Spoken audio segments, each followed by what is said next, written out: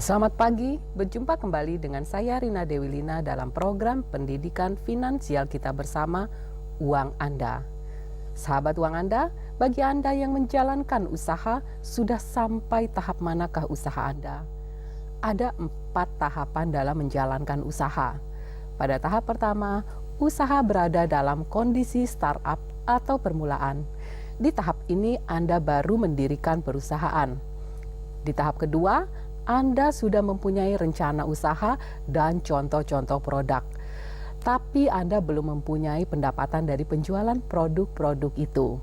Di tahap ketiga, Anda sudah mempunyai rencana usaha, produk, dan program-program percobaan yang siap dijalankan. Dan pada tahap keempat atau tahap terakhir, usaha Anda sudah berjalan dan Anda sudah mengelola catatan pendapatan dan biaya produksi perusahaan Anda. Sahabat Uang Anda, di tahap manapun usaha Anda sekarang, sangat mungkin Anda sedang berupaya mengembangkan usaha dan membutuhkan dana atau modal tambahan untuk mengembangkan usaha tersebut. Mungkin Anda juga sedang memikirkan kemungkinan untuk mengajukan kredit usaha pada bank. Perlu Anda ketahui bahwa bank cenderung hanya membiayai usaha yang sudah berada di tahap ketiga atau keempat. Jadi, apabila usaha Anda baru berada pada tahap pertama atau kedua, sebaiknya Anda jangan pergi dulu ke bank untuk mengajukan permohonan kredit usaha. Di tahap awal ini, untuk sementara Anda mungkin bisa meminjam modal kepada pihak lain seperti saudara, mitra kerja, atau lembaga-lembaga pembiayaan lain seperti koperasi, modal ventura, dan program-program pembiayaan untuk UKM yang diselenggarakan oleh pemerintah.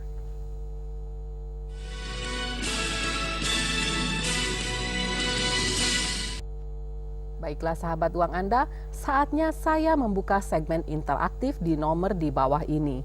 Bagi Anda yang berhasil masuk ke line interaktif, dimohon mengecilkan volume suara televisi Anda serta tidak menyebutkan nama produk dan perusahaan. Dan bagi penelpon yang berhasil masuk, agar langsung ke pertanyaan untuk memberikan kesempatan bagi penelpon lainnya. Jangan lupa passwordnya, uang Anda kendali di tangan Anda. Sahabat Uang Anda, sambil menunggu telepon masuk, saya akan menjelaskan tentang prinsip 4P 3R. Prinsip 4P 3R adalah standar yang diberlakukan bank dalam menilai calon debitur. Saya akan menjelaskan satu persatu mengenai 4P 3R ini. P yang pertama adalah personality atau kepribadian. Antara lain mencakup riwayat hidup dan pengalaman usaha Anda. P yang kedua adalah purpose atau tujuan penggunaan kredit. Akan digunakan untuk usaha apakah kredit yang Anda peroleh nantinya? P yang ketiga adalah prospek, yaitu prospek usaha Anda di masa depan. Dan P yang keempat adalah payment atau kemampuan membayar kredit. Lalu R yang pertama adalah return. Maksudnya apakah hasil yang diperoleh karena menerima kredit cukup untuk memenuhi kebutuhan debitur dan membayar angsuran kredit. R yang kedua adalah repayment. Repayment adalah kemampuan membayar kredit sesuai jadwal. Dan R yang terakhir adalah risk bearing ability atau kemampuan Anda menanggung resiko yang tak diperhitungkan sebelumnya. Sahabat Uang Anda, bila Anda sudah pernah memiliki kredit, maka bank juga akan mencari info tentang sejarah laporan kredit Anda kepada agen yang bergerak di bidang laporan kredit bernama Biro Kredit Indonesia.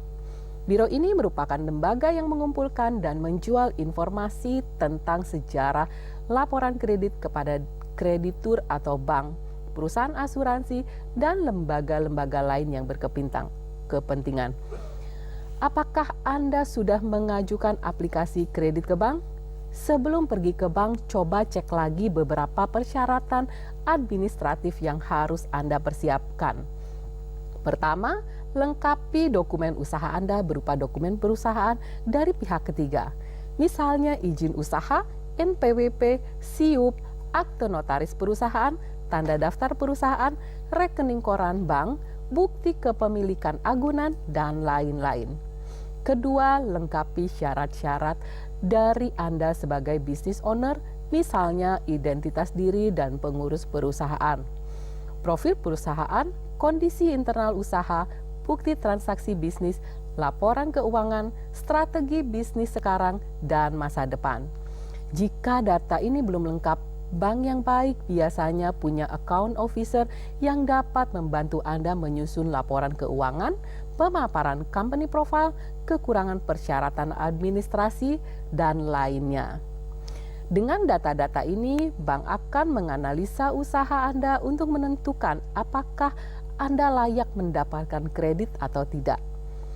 Kini saya akan membacakan pertanyaan dari pemirsa yang datangnya dari Pak Rinto di Medan. Bu Rina, apa saja ciri-ciri bank pemberi kredit usaha yang baik? Pak Rinto, berikut adalah cara memilih bank yang tepat sebagai mitra bisnis terkait dengan pengajuan aplikasi kredit usaha Anda.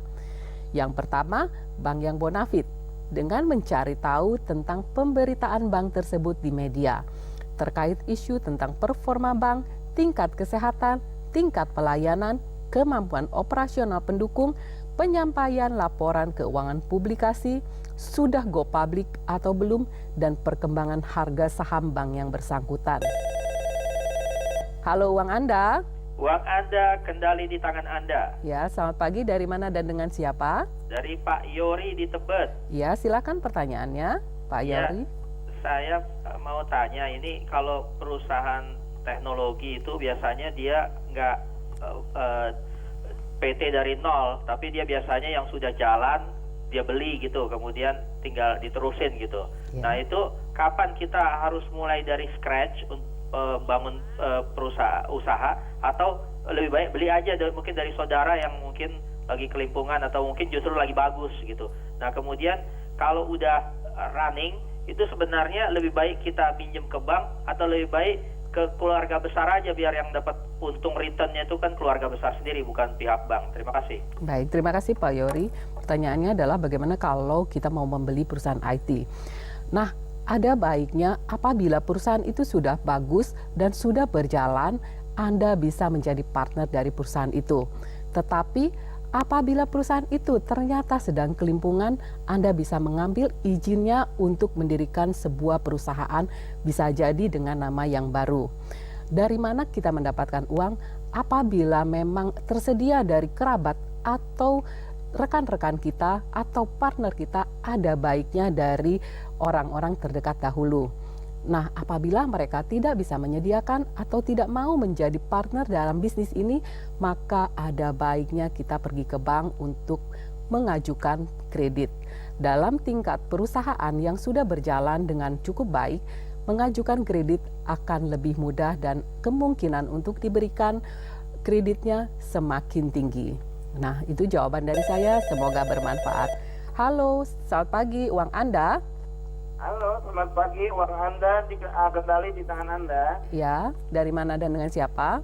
Saya dari Pak Irwan Bintaro, Bu. Ya, silakan pertanyaannya Pak Irwan. Ya, saya minta pendapat dan bantuan dari Ibu, Bu. Saya ingin mengajukan suatu kredit, cuman saya bingung sendiri. Bank apa yang saya harus pilih? Apakah bank kayak Bank Muamalat atau bank non syariah gitu? Yang kalau syukur kalau bisa yang bunganya agak ringan dan istilahnya tidak memberatkan saya. Yang pertama, semuanya data-datanya kayak SIUP, NPWP, situ, semua pendirian notaris, akte notaris saya sudah siapkan semua. Baik. Tapi ada beberapa bank yang menolak dikarenakan katanya aktivitas daripada bank saya itu yang 3 bulan terakhir kurang bagus. Memang benar, akhir-akhir ini memang kurang bagus, apalagi mendekati anak-anak masuk sekolah. Mas minta pendapat Ibu gitu ya. Terima kasih, Bu. Terima kasih Pak Irwan atas pertanyaannya.